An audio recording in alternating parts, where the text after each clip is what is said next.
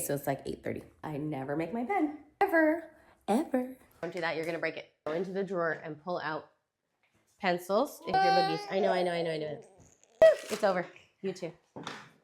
Go potty. Draymond Green. Oh, Draymond. That's what my day really sounds like when I'm getting started. Not every day, but sometimes. And here's what it looks like if you would like to know. I'm Ollie, I'm 42, and we've been married for almost 21 years. We have 9 kids. Their ages are 1 to 17. I have 4 boys and 5 girls. All we know is homeschooling. The oldest just graduated from high school, so we're on summer break. Unfortunately for Joseph, he is my highly argumentative child. He is my toughest client. He's like my Huckleberry Finn. And I love homeschooling him, not because it's easy, but because the victories are so precious. Let me tell you, it's not a glamorous life, but it is very glorious if you're going to be a stay-at-home mom, and I highly recommend it if you're able. So this is what it looks like when I'm homeschooling my boys. Like I said, we're on summer break. It's going to be a great day. I will show you that later in a minute. Right now, Joseph's working on fractions. He looks like he's in agony, and I'm not giving in. He already had breakfast. He wants those fried eggs from my friend's farm. The baby's eating eggs right in front of his face, and he's not even hungry. He wants to get out of here, like, oh, so bad. So that's fine with me. That's okay. You're going to have your breakfast. You got all of your math answers correct. Very good. Now read them out loud to mommy because they're fractions, and it's not as easy as it looks. There are many mistakes when you are, for the first time, learning how to say fractions out loud. That's why Joseph's not happy right now. So that was our first argument, and I won. I mean, honestly, I'm going to die on that hill. I outweigh him by like 100 pounds. He's not going to tell me what he's going to do. But at the same time, here's my approach. If you really want to know on a bad day, I'm going to link that video. It's a very different kind of a conversation, but when it's a good day, when it's a sunny day and Dad just went to the lumberyard and there are woodworking projects in your very near future and toads, saws, a gravel pile that's being delivered, and dude perfect trick shots in the swimming pool are also promised. You know, you're going to be eager to leave the office, and that's fine. That's fine. He's going to do his math. He's going to give in to me. And, you know, I joke with my kids a lot. Look, your Uncle Aristotle's on the phone and your godfather Thomas Aquinas, they called and said you have an obligation to be an excellent human. So you're right. Nobody cares about the scope and sequence. Nobody cares about your math page. But we all care if you're a good friend. You must be an excellent human. You must be virtuous. And we're going to start today with page 39 for your math to mortify your will. And, you know, you're going to do it. So that's it. I give him a break. He did it. He's fine. He's smiling. Look, did you see? He was smiling. He's probably, I don't even know what he's going to go do.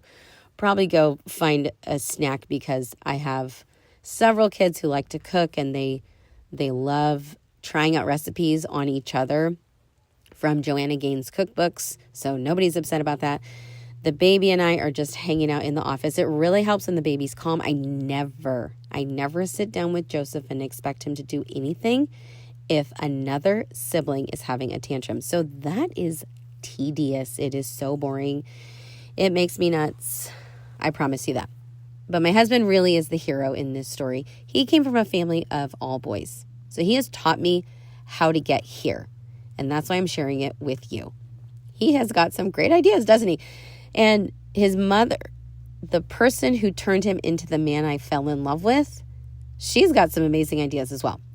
So I regularly consider what she has done because I grew up in a family of all girls. Very different experience. Very different. So I really use that to my advantage. She's not able to be here. She doesn't live close. Sometimes she can get on a plane and come over.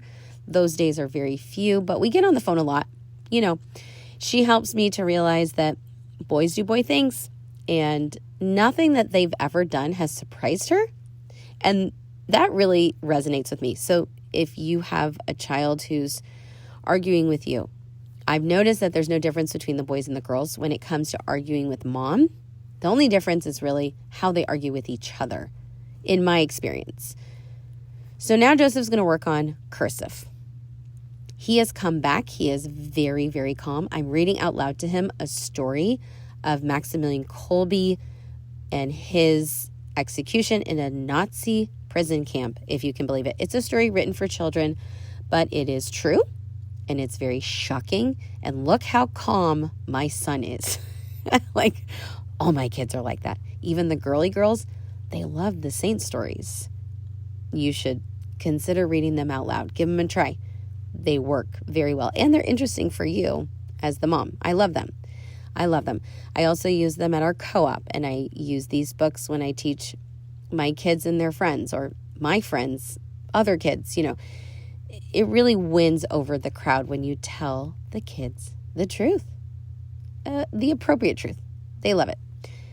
So after he does his cursive and I read aloud a chapter from the history book and he has done his math, all I want him to do is write the 10 Commandments. He had a very difficult time today doing that, but I was able to get ahead of the meltdown by literally putting my arms on him and telling him he did not have my permission to start over, because what happened was Joseph wrote his 10 Commandments and he wrote them out of order, the first 5. And once he realizes that, what he typically does, if I'm not right there, is he'll draw all over it with so much violence that he puts holes in the paper and maybe his clothes, or hurts himself or somebody else. So, you know, today I just told him very calmly, like, we're not going to have a tantrum today.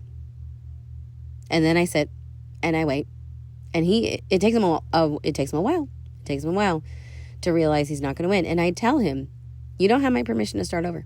I only want you to write the 6th through the 10th commandments. And then be gone. Be done. Because other than that, I want him to read aloud from one page of his reader, and he can do that at any time. Because now he needs to go outside. He needs to be a boy.